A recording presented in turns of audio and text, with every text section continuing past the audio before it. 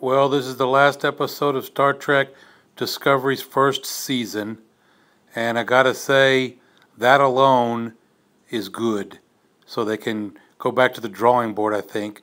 I think that's how they made this episode this way. A lot of things in this episode were felt rushed. Okay, so basically, they're going to wrap up everything in the first season. There's going to be spoilers, as you know.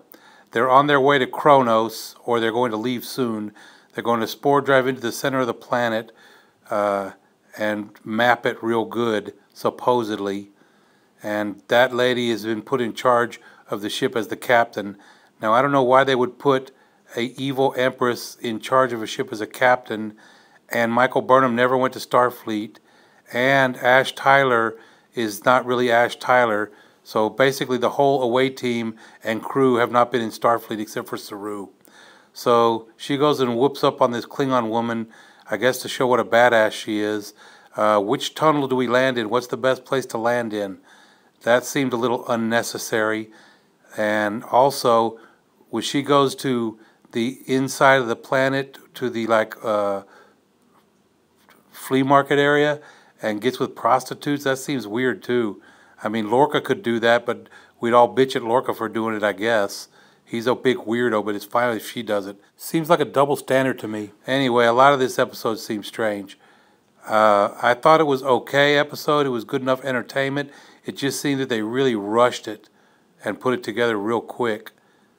I mean, what do we care of a Klingon piece twice? Of course, I guess there's something in the past about that. Maybe he has two wieners. Who knows? And also, I've seen a lot of these bugs right here. I don't think they fit right there. They're just throwing things in there to make us Star Trek fans happy. Like, oh, look, we're fixing it. Everything will be fine. And then at the end of the episode, the Enterprise shows up, and it seems like gratuitous, unnecessary, too much. Like, look, the Enterprise, we got it, it's here. I'm sure they're going to find some way to screw us in the future out of being on the inside of the Enterprise and seeing Spock and Pike, who should both be in there. But we'll see. Maybe they'll redeem themselves. And the Klingons are laughing it up. They're trying to act like Klingons of the old days. Did you notice that? We never seen laughing Klingons partying and having a good time till this episode. But now they're in there all laughing it up. That seemed like over the top to me. Michael Burnham is the only good one. She didn't even go to Starfleet. She could fix everything. Oh, that's Ron Howard's brother, I was told. They brought him in too. That's fine. A little fan service, throw him in there gratuitously. Tilly begins to party, gets real high right here. Everything in this episode was like gratuitous, circumstantial, look at all this cool Star Trek stuff. It's like when they show those characters and never develop them. They just show us Star Trek stuff and say, look, everything's fine. Maybe it'll be fine in the second season. I've been waiting for this show for a year, and there's only a couple of episodes that I really felt like, yes, this was Star Trek. This felt okay. At least they're trying to fix it. I think Saru's character was developed pretty well. I like him better than I did when he was a big coward in that one episode. I feel like his character really developed. I feel like Tilly's character developed some.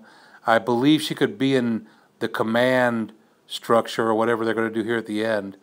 Now, this is a simulation. Look at this right here. They misspelled the word simulation. How could they possibly misspell the word simulation? That shows what a rush job they're doing to wrap up this episode. That's retarded. That's why it looks reversed. They reversed the word simulation so we wouldn't notice. Wow, that stinks. Well, anyway, they were going to blow up Kronos, but Michael Burnham finds out, goes to the admiral and whatnot, and says, "Oh no, we can't blow them up. That's not the way Starfleet works." This is more of the stuff they're trying to say. We're going to fix Starfleet. Yeah. So she gives this Klingon L'Rell the device to blow up the planet and says, here, you could take control of the Klingons and make peace because you'll have the way to destroy the whole planet. I don't know if that would really work, but that's the way they wrap it up super quick. So they'd actually do this scene, Michael Burnham talking to Ash real sad, and Ash just goes like, well, I love you and everything, but I'm going to leave with this Klingon woman over here, and I'll see you later. And so he does that.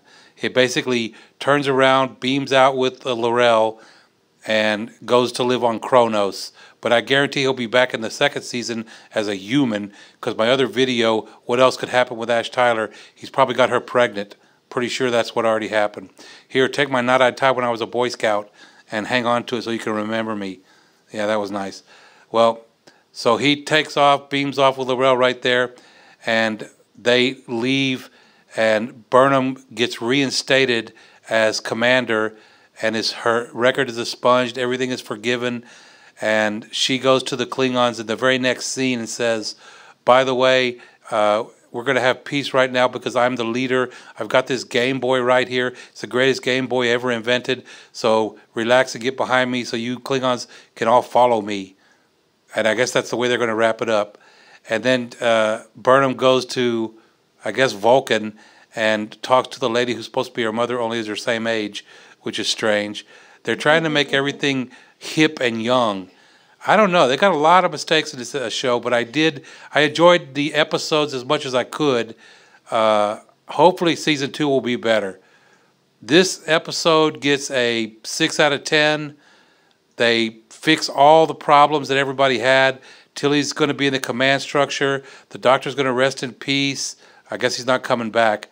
And Burnham's record is a sponge. She's going to be commander again, and she makes an awesome speech. And they're trying to be reminiscent of the way Kirk was always before the Starfleet Council talking. So they go off to get their new captain, and guess what? They come across a distress call, and it's the Enterprise. And that was pretty nice. If they actually go on the Enterprise and deal with Pike and his crew, that would be awesome. So hopefully there's hope for the second season. And the first season was not a total disaster. I think they listened to the fans and rewrote it. That's why there's so much hodgepodge, fast fan service type stuff like this right here showing the Enterprise.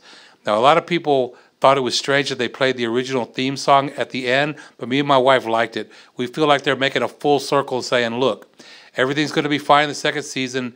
Here's the original theme song. We're going back to the original. So that's what I hope they're going to do. Well, this is Trek Genius. Hopefully they won't screw up like this simultation anymore. Simultation. Come on, guys. Overall, I think us Star Trek fans are just happy that there's Star Trek on the air. Live long and prosper.